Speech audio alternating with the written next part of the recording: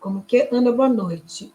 Seremos contratadas e ficaremos o dia todo na empresa? Isso é uma afirmação, uma pergunta? Uma pergunta? Se for uma pergunta, não, tá? Não, não é empregado, isso é relação empregatícia, não é. Quando a gente presta serviço para empresas, nós somos profissionais autônomas. Nós vamos estabelecer com a empresa uma prestação de serviço, que tipo de serviço nós vamos prestar, com que frequência, quais são, como que vai ser o projeto, o cronograma do projeto. Por quê? Porque nós vamos prestar serviço como psicóloga do trabalho, não é como psicóloga clínica, não é atendendo funcionários. Para atender funcionários, então você é psicóloga clínica, aí você vai fazer um outro trabalho, ok? Aqui eu estou falando de algo mais amplo e que é mais rentável. Não é atender um a um no individual. É excelente o trabalho do psicólogo clínico, eu não estou aqui questionando isso, mas eu estou olhando com a perspectiva que eu tenho, que é de consultor organizacional, de psicólogo do trabalho, onde eu entro na empresa para desenvolver um projeto grande, que vai durar às vezes 8 meses, 10 meses, e que vai abordar a empresa como um todo.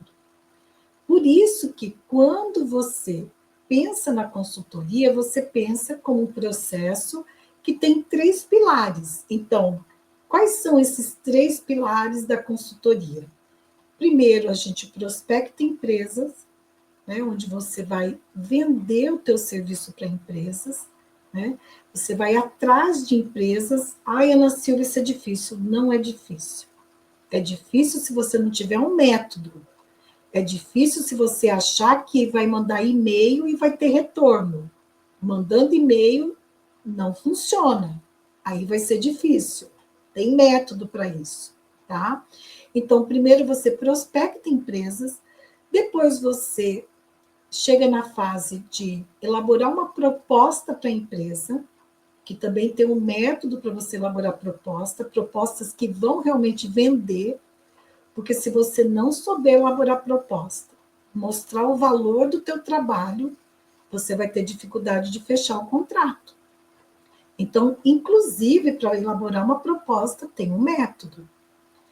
E depois você vai precificar o teu serviço. Também para você dar um preço para o teu serviço, tem um método que funciona também, para você não levar prejuízo, de repente não cobrar muito baixo, nem muito alto, né? Cobra muito baixo, daí não valoriza um trabalho, acha que o trabalho não tem qualidade. Se cobra muito alto, você fica fora do mercado, aí você pode perder em relação a outros profissionais que estão ali, né, também apresentando proposta. Então, tem um método: elaborar proposta, precificar o serviço. Para apresentar a proposta, tem um método. Para você poder, além de apresentar a proposta, para você poder negociar, também tem um método. E eu desenvolvi um método que, quando eu oriento as minhas mentoradas e mentorados a aplicarem, eles ficam surpresos. Ele fala: Ana, como eu errei, eu não sabia que era desse jeito. Eu falei: sim, por quê? Porque se você não fizer esse trabalho, realmente, né, vai ser difícil de negociar. Olha aqui, olha, a recruta. Ai, gente, eu esqueci o meu óculos de leitura, por isso que eu estou sofrendo aqui para poder ler aqui. Deixa eu ver se eu tenho. Acho que eu não tenho aqui, mas vamos lá, vou tentar aqui. Eu acho esta parte mais difícil, acho que ela está falando da parte da venda, né? Você e 99% dos PCs e das PCs acham a parte de venda mais difícil. Por isso que eu quero orientar vocês nesse sentido. Veja, eu tenho visto aí no mercado vários cursos ótimos para ensinar como usar ferramentas para identificar riscos psicossociais, né? Como que ferramentas usar, como usar, enfim. Tudo certo, tá ótimo. Mas que está ensinando psicóloga a vender, eu sou a única, gente. Eu garanto isso para vocês. Eu estou ensinando vocês aquilo que eu faço há mais de 24 anos. E hoje eu estou ensinando outras psis e que funciona. Então, esse processo da consultoria, então você tem a prospecção de empresas, depois você tem a elaboração de contrato, a negociação com a empresa, tudo isso tem método. O que é um método? É um passo a passo que funciona comigo, funciona com as minhas mentoradas e vai funcionar com você. Quando eu posso ampliar o método, o uso, né, de um processo que eu realizo, ele vira um método. Então, ele vira um padrão, um passo a passo. E hoje eu tenho esse passo a passo, né? E funciona, não só comigo. Então, depois que você prospectou a empresa, né, conseguiu apresentar o teu trabalho para a empresa, conseguiu mostrar para a empresa a importância do teu trabalho, que tem um método também para fazer isso.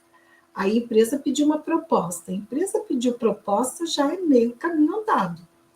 Pediu proposta, você elabora a proposta, você precifica a proposta, negocia, fechou a proposta, aí você vai fazer a intervenção.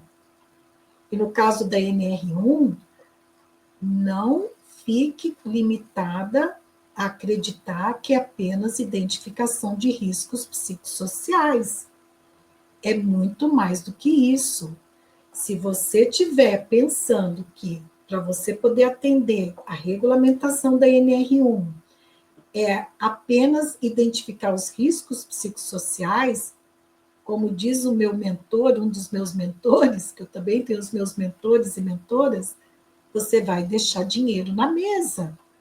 É muito mais do que isso. Você tem condições de fazer um projeto para atender a NR1, para regulamentar a NR1, nesse aspecto que cabe a nós, que é dos riscos psicossociais. A gente não vai se meter na área de engenheiro de segurança, na área de técnico de segurança. E aí eu entendo um pouquinho mais, né? Porque eu já fui gestora da área de saúde e segurança do trabalho, então eu gerenciei técnicos de segurança do trabalho quando eu era gestora. Eu tenho um marido aqui em casa que é engenheiro de segurança do trabalho, então eu estou muito bem assessorada, eu sei do que eu estou falando, tá? Então a gente não vai se meter em atividades que não é da nossa área, a gente vai ficar focadas em identificar os riscos psicossociais, mapear, elaborar o plano de ação e depois monitorar e controlar esse plano de ação. Esse é o nosso foco na consultoria para NR1, ok? Então, veja, quando você entra, fez a prospecção, fez, né, a elaboração da proposta, fechou a proposta, você vai fazer a intervenção. Aí é um outro pilar na consultoria, que são as intervenções. Quando você vai fazer as intervenções, que você entra numa empresa, esse contexto organizacional, ele é diferente de uma relação que você estabelece com o indivíduo, com um a um, por exemplo, na clínica. É um outro tipo de relação, tem uma outra complexidade. Mas nada do outro mundo que você não possa aprender, já que você é uma cientista do comportamento humano, lembra? Eu, você, nós psicólogos e psicólogas somos cientistas do comportamento humano. Então, é uma questão de adequação, é uma questão de ter um método para poder fazer as intervenções.